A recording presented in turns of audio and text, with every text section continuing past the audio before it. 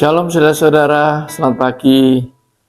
Filipi 2 ayat 5 mengatakan, hendaklah kamu dalam hidupmu bersama menaruh pikiran dan perasaan yang terdapat juga dalam Kristus Yesus. Saudara, ayat ini muncul satu bahasa Yunani, proneo. Proneo ini menekankan pikiran. Tetapi di teks ini ditulis pikiran dan perasaan. Sebetulnya proneo itu adalah pikiran yang mengkaitkan perasaan yang disebut emosi.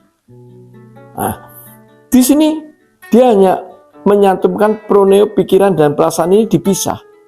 Nah, emosi ini yang dikatakan hendaklah kamu dalam hidupmu bersama menaruh emosimu seperti dalam Kristus Yesus. Waduh, emosi. Berarti orang sekarang berpikir bahwa emosi itu negatif. Orang mengatakan, aku ini emosian, aku buat emosi, aku emosi selalu membuat aku emosi saja. Kadang-kadang orang berpikir bahwa emosi itu adalah satu yang negatif. Padahal emosi bukan seperti itu.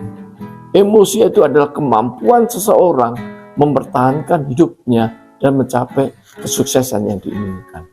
Nah, saudara, emosi ini mempunyai manfaat. Minimal ada 3 manfaatnya dalam emosi ini. Satu adalah membantu memecahkan masalah. Jadi ingin masalah makanan, masalah tempat tinggal, masalah pekerjaan, pasangan hidup, masalah menjaga diri. Kalau kita tidak punya emosi, ini tidak bisa terselesaikan. Manfaat yang kedua dikatakan emosi itu membangkitkan energi. Kalau kita slow hidup, slow biasa, tanpa emosi, kita sama dengan ciptaan makhluk hidup yang lainnya. Bahkan makhluk hidup yang lainnya aja, dia ada musuh bisa marah, bisa membunuh, bisa menyayangi. Jadi mungkin lebih rendah daripada makhluk hidup yang lainnya. Kalau manusia itu tidak punya emosi. Manfaat yang ketiga dikatakan membentuk pribadi seseorang. Jadi ternyata emosi itu sudah mempunyai manfaat yang luar biasa.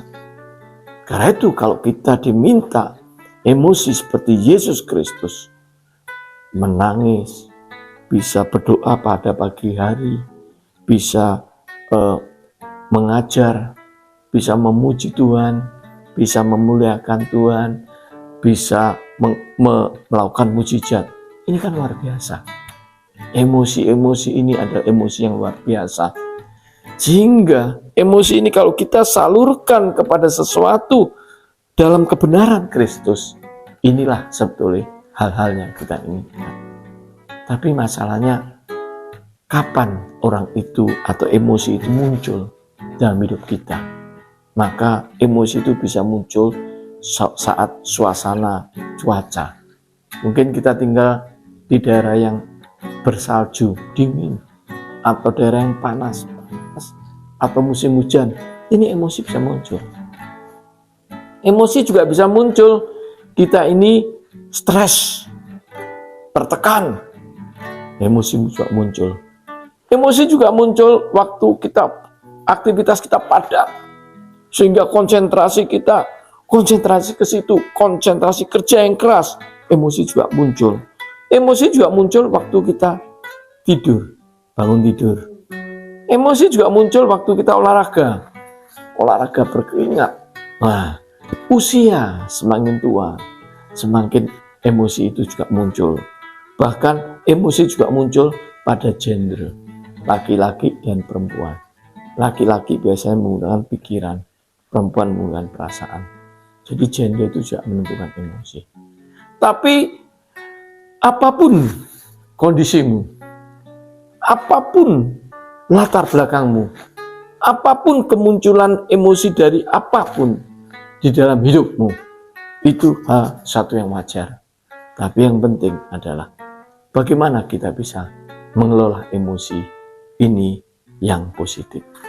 Kita manfaatkan emosi di dalam diri kita untuk hal-hal yang positif, untuk hal-hal yang melayani Tuhan, untuk hal-hal yang dalam persekutuan bersama Tuhan, untuk hal-hal yang menolong manusia, untuk hal-hal yang membantu orang lain, untuk hal-hal yang segala sesuatu yang berguna bagi pelayanan kita.